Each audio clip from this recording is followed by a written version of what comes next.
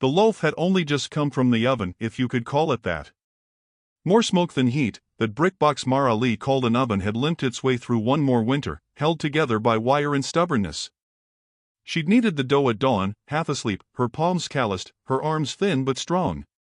She hadn't tasted bread herself in 3 days. Still, the ritual soothed her. A woman could lose everything out here and still feel human if she could make something rise. The prairie was hushed that afternoon, golden with dry light. The kind of quiet that pressed into your ribs like a held breath. Beyond the hills, the sun was already dipping westward, burning low over the wheat-stubbled fields and grazing shadows across her small, tilting cabin. The wind scratched at the door like a stray dog. And Mara, 30 that spring, though the mirror told her otherwise, set the loaf down on the window ledge to cool. She heard the footsteps before she saw him. Slow, dragging through the dirt. Not boots but shoes, worn through at the sole. A man, just past the line between young and no longer, leaned against her fence. He said nothing. Dust clung to his shoulders, his coat was torn at the sleeve, and he hadn't shaved in weeks. But there was no wildness in him, no danger, no demand. Just the kind of silence that hunger carves. She stepped outside, her apron still dusted in flour, and met his gaze. He didn't speak. She didn't ask. Instead, she walked back to the ledge, tore the loaf in half, and brought it to him. Her hands shook only slightly. He reached out, hesitated, and then accepted it like something sacred. He held the bread as if it might vanish. And when he took that first bite, his eyes closed like a man trying not to weep in front of a stranger. He thanked her, finally, low and cracked. She only nodded and turned back toward the cabin, not expecting anything more. Behind her, he ate slowly, savoring each crumb like it had been made from gold dust and prayer. That was how it began. Later, folks would say she was foolish, too soft, too open. Given her last loaf to some tramp, muttered Miss Grace, who ran the bakery in town and hadn't once offered Mara a discount, let alone a kindness. Sheriff Barton passed by on his mare just as Mara returned inside. He watched the man at the fence, then turned to Mara's door and shook his head. "You keep feedin' 'em, they'll never leave," he called. Mara didn't answer. She didn't need to. Inside, the cabin was dim but clean. A crooked table, one chair, and a fire that liked to go out before it warmed the room. She poured herself a cup of water, watched the steam vanish, and placed her hands around it just to feel something warm. Outside, the man finished the bread and moved on. He didn't ask for more. Didn't linger. He looked back once. Mara saw that from the window. And maybe, just maybe, she allowed herself to hope that not all things left for good. She sat beside the hearth, listening to the coals pop. Her belly was hollow. But there was no ache in it. Only peace. The wind carried a whisper through the floorboards. Something like a thank you, though no one had spoken. Something like the beginning of a story.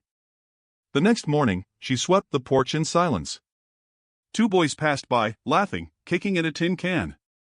They pointed at her and giggled. One mimed holding out a hand for bread. The other staggered like a drunk. Children borrowed cruelty like toys. Mara didn't scold. Just swept, and looked out toward the horizon where the stranger had walked. She never learned his name. But she remembered his eyes. Not the color, just the quiet in them. The way he looked at the bread like it had come from God himself. That day, she wrapped her shawl tighter and walked into town with a dozen eggs tucked into her basket. Miss Grace glanced at her with thin-lipped pity. Elias Boone, who'd asked to court her last winter and hadn't liked her silence, tipped his hat stiffly and then turned to talk to someone else. Mara traded eggs for soap and thread. Not much, but enough. When she returned home, the ledge was empty, the crumbs gone. She thought for a moment about the man, if he'd made it to the river, if he'd slept beneath the stars, if he'd eaten since. She baked again the next day. And again. And again. Always leaving the window open. Always placing the loaf where he might find it. But he didn't return. Seasons passed. Her bread became thinner. Her hands rougher. Still, she baked. still, she remembered. It was not romance, not hope, not even charity. It was something quieter. A kind of dignity. To make something good and share it. Even when the world forgets your name. Especially then. And one day, long after the bread had cooled and the smoke had stained the sky gold, someone would return. But not yet. For now, the woman with flour on her sleeves sat in her quiet cabin, watched the last light slip over the field, and said nothing to anyone. But the fire remembered. And the bread, though gone, had never truly left. By the time 3 summers had passed, the bread she gave that stranger had become just another whisper in the wind, a thing that had happened once, that no one had proof of, yet everyone remembered in their own crooked way. Mara Lee remained on the edge of town, her land stubborn as she was. The fence leaned. The barn sagged. But she kept it standing, board by board, as if she were holding back the rot of forgetting. She wore her age like old denim, faded but not frayed. 32 now. A woman alone. Too old to court, too proud to beg, and too strange for pity. Or so the town decided. The gossip, like the dust, never settled. Miss Thelma Grace was the loudest mouth at the well and the quickest to cast eyes across Mara's empty ring finger. Still livin' off the wind, is she, she'd mutter, half-whispered, never kind. Heard she turned down Elias again. Poor man's just tryin' to help. Elias Boone was not unkind. A widower with shoulders built by hay bales and hands that remembered what it meant to hold a woman with care. He'd come calling twice that spring, each time with a basket of canned peaches and the same words circling under different hats: "You can't run a homestead alone. Let me help." But help was a word with teeth, and Mara had learned to flinch from it. The first time she refused him, Elias nodded politely and left the peaches. The second time, he stayed longer, voice lower, eyes darker. "You think you're too good for the likes of me?" he asked, and Mara, without raising her voice, simply replied, "I think I'm enough for myself." The peaches sat unopened in her pantry, like apologies that had no mouth to deliver them. There was no violence in Elias. Only the ache of a man who had been told no and didn't understand why the word didn't bend. But the others? The others were worse. A boy stole a hen from her coop one night. Mara chased him barefoot through the brush, and though she didn't catch him, she caught something else, the feeling that no one would have stopped him even if they'd seen. The next morning, she went to Sheriff Barton. He looked at her like someone asking too much. "Might not be been a boy," he said. "Maybe your fence is bad." She showed him the tracks. He shrugged. "Boys'll be boys. Fence it better next time." She left the office with her shoulders straight but her eyes low. In towns like this, some women aged into saints. Others aged into jokes. The bread incident came up again. Of course it did. At the general store, Miss Grace spoke loudly to no one in particular. "Ought not give food to drifters. Dangerous sort. Especially when you got nothin' to spare. But I suppose some folks got other reasons." Mara said nothing. She picked up her soap, left her coins, and walked out before the flame behind her ribs could catch in her throat. That night, she sat on the porch in the dark, the lantern unlit. Fireflies blinked in the tall grass. Her boots rested on the worn rail, one hand curled around a chipped mug of cold tea. She wasn't lonely, exactly. Just stretched thin in a world that asked too much of quiet women. The memories came less often now. She didn't think of the stranger every day. But some evenings, the wind would carry a sound like footsteps, and her eyes would lift without meaning to. She never told anyone what his voice sounded like. Or how he'd eaten that bread like it was the first honest thing he'd tasted in months. She kept that moment tucked between ribs and bone, like a locket with no chain. The town forgot what she gave. But she hadn't. She gave because she was made of giving. Because some women choose kindness even when it leaves them with less. Because she remembered hunger. And because, somewhere deep down, she believed the world should be better than it was even if it never would be. Late one evening, Elias returned. No basket this time. No soft talk. Just his presence on the porch, hat in hand, waiting like he had the right to stand on her steps. You still think you don't need no man? He asked. She looked up from her sewing, needle paused mid-stitch. I don't think it. I know it. You're making life hard on yourself. Mara set the needle down. No, she said. I'm just not letting anyone else make it harder. He lingered a moment, then walked away into the dusk, boots echoing like regret across the dirt. When winter came early that year, the frost crept through the floorboards quicker than usual. She stuffed rags under the doors, wore gloves indoors, and sewed by firelight with a blanket wrapped around her shoulders. She sold fewer eggs. Fewer folk came by. Still, she baked. A small loaf every Sunday. She never left it on the window anymore. But the ritual mattered. Her hands needed to remember softness. Her home needed the scent of survival. And every time she tore that loaf in half, she'd pause, look at the empty space across from her, and wonder, was he still alive? Did he remember? Had he built something with the strength she gave him? Or was he gone like so many others, buried beneath time and bad luck? Sometimes she caught herself looking east, toward the road that split the valley. Just a glance. Just a breath held too long. The town grew. New faces arrived. A barber set up shop. A preacher passed through. But Mara remained as she was, a figure half respected, half dismissed. A woman with no husband, no children, no scandal, just too much silence and a past no one could pin down. The wind changed one evening. Warmer, scented with far-off smoke and rain. Mara stood at her fence, arms crossed. Behind her, the cabin still leaned. The garden was bare, sleeping beneath a blanket of cold earth. She stared at the road again, eyes narrowed. The same question played at the edge of her thoughts, gentle and unrelenting. Would anyone ever come back for someone like her? Someone quiet. Someone who gave, and gave, and gave. Until even the town forgot what she had left. A crow passed overhead. The sky darkened. And far beyond the horizon, where the hills swallowed the sun, a carriage wheel turned. But Mara didn't know that yet. She only turned back toward the house, lit her lamp, and began kneading tomorrow's bread.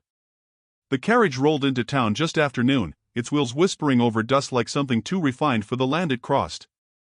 Its wood was black lacquer, glossy as storm glass, the kind you didn't see in these parts unless someone was dead or richer than the soil was dry. 2 chestnut horses pulled it, heads high, coats shining, hooves polished as silver.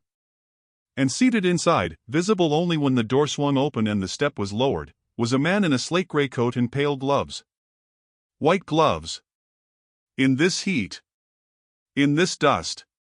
The town paused. First to see him was Huck Dolly, leaning against the barber's post with a toothpick hanging from his lip. He blinked slow and low whistle through his teeth. Then came Miss Grace, rushing from her bakery with flowers still on her elbows, adjusting her collar like she expected royalty. The man stepped down with grace that didn't belong here, like someone born to silk sheets and cigars, not sweat and horses. He was tall, but not towering. Fit, but not flaunting. His face was sharp but clean, the kind that stayed in your memory even when he didn't speak. He looked around, not with arrogance, but with something deeper, a sort of measuring silence. As if remembering things exactly where they used to be. Someone whispered, "That's Silas Creed." Another gasped, "The man who bought half the mines north of Dodge." And someone else, "He owns 2 rail contracts. Maybe more." Mara heard it from her place near the back of the general store, holding a spool of twine. She didn't turn. Didn't need to. Outside, the man in the white gloves tipped his hat to the sheriff, nodded at Miss Grace, and walked like a shadow through a town that couldn't stop watching. Sheriff Barton extended his hand, overeager. "Silas Creed. It's a pleasure. Been hearing stories about you for years now." Silas took the hand politely, gloves still on. "Most stories aren't worth repeating," he said, voice low and smooth. Not cold, but not warm either. Just restrained. He passed Elias Boone next, who had puffed up like a man eager to sell land or shake a powerful hand, but Silas only offered a nod, then moved on.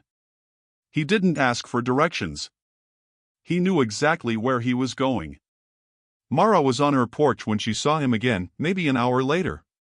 She'd left town early, something in the air too thick for breathing. Her hair was damp with heat, a basket of laundry at her feet. She was hanging shirts when the sound of hoofs came up the road, not fast, not showy. Just steady. She turned. There he was, atop a dark horse with a white blaze between its eyes, reins held gently, posture straight. He didn't wear a hat now. Just those gloves, glowing like a memory against the reins.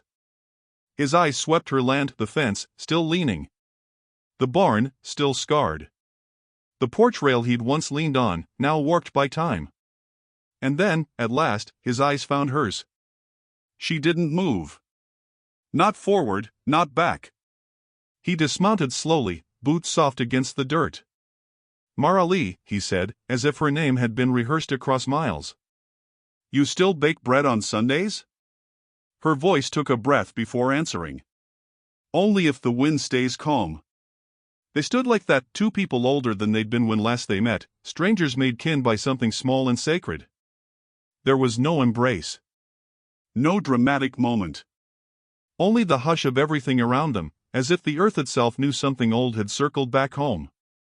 She gestured to the bench on her porch. He sat, dusting off his gloves before folding them neatly and placing them beside him. She poured 2 cups of water. Not tea. Not coffee.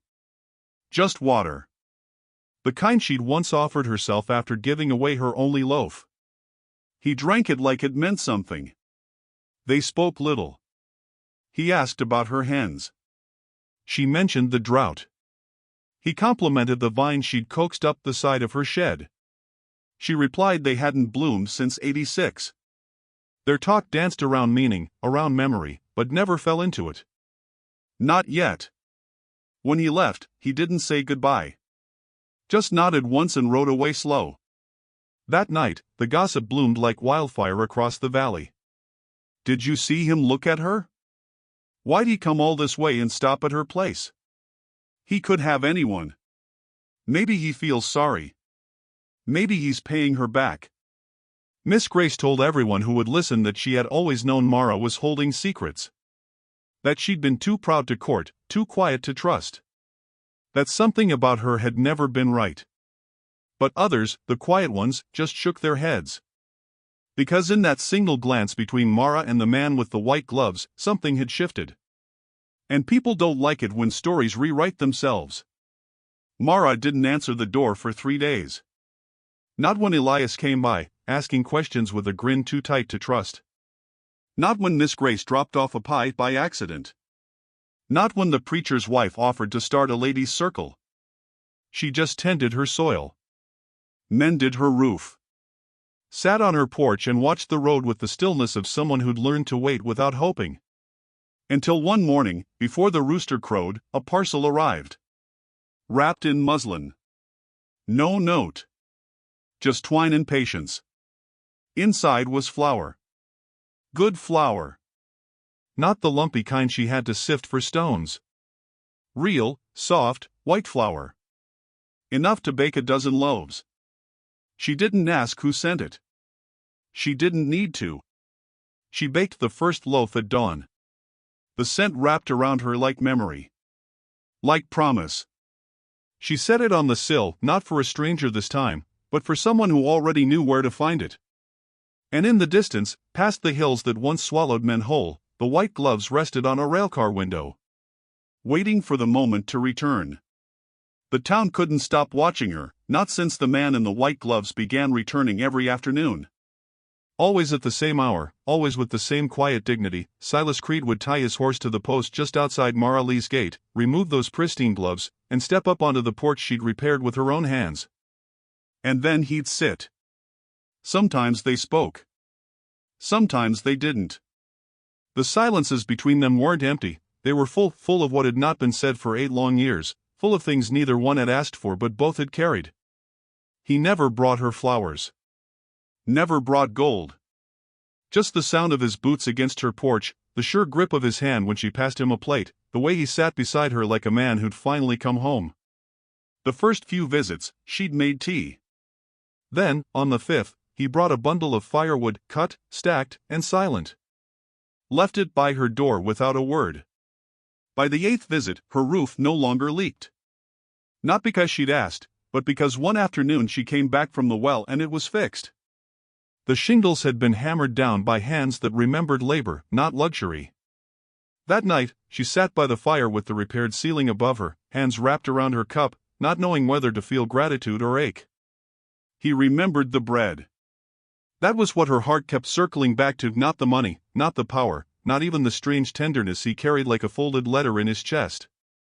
It was the way he looked at her as if she still held that half-loaf in her hand. One afternoon, she asked what happened after he left her fence that day. He sat still for a moment, then leaned forward, elbows on his knees. "I made it 3 miles before my legs gave out," he said. "Collapsed near a cattle fence. That bread, it carried me longer than pride would have. That night, a rancher found me. Let me sleep in his barn. He thought I was already dead." Mara's voice was quiet. "You weren't." "No," he said. "But I might have been." He didn't look at her when he said it. Just at the field beyond, where the wheat swayed in slow waves. Then he added, "I told myself if I ever made something of this life, I'd come back and fix the place where it began." She wanted to say it wasn't broken. Not really. But that wasn't true. Her hands were still sore from years of doing everything alone. Her soul still carried the weight of being whispered about like a cautionary tale. She had never wanted charity. But this, whatever this was, felt different. She didn't thank him. She just nodded and brought out the bread. It was warm. Her best loaf in weeks. She sliced it thin and passed him a piece. He took it without a word, held it to his lips, and for a moment closed his eyes. She watched him chew slowly. Not like a rich man savoring nostalgia, but like a hungry man remembering salvation. That night, the sheriff came calling. He didn't ask permission. Just rapped his knuckles hard against her door until she opened it, apron still on, flour across her forearms. "You need to be careful," he said. "Men like him don't come here for love. They come to buy what they couldn't earn." Mara stared at him, unimpressed. "I gave him bread when he was starving," she replied. "And he gave me nothing except his thanks." The sheriff frowned.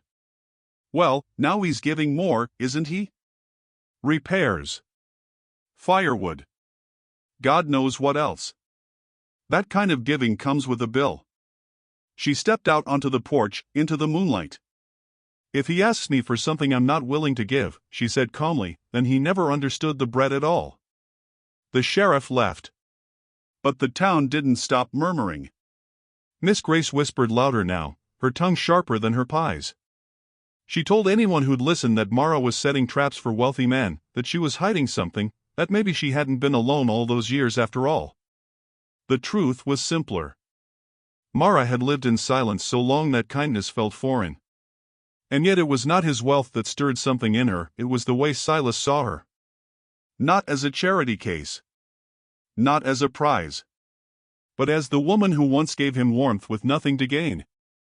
One day, he asked if he could see her barn. She hesitated. That barn had been her grief room, where she'd cried after her parents passed, where she'd folded herself into the hay on stormy nights and listened to the thunder like a widow without a husband. Still, she opened the door.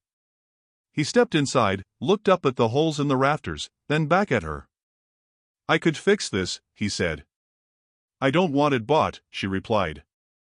"I won't buy it. Just help it remember how to stand." He spent the next week there, hammering in the heat, sleeves rolled up, sweat beading along his temples. Townsfolk stopped by just to watch. Some laughed behind their hands. Others stared, confused. He said nothing to any of them. And Mara? She brought him water.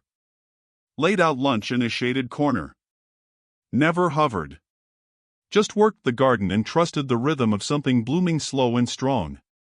One morning, she found her name carved into a new beam in the barn's center. Just that, Mara, in small, quiet letters.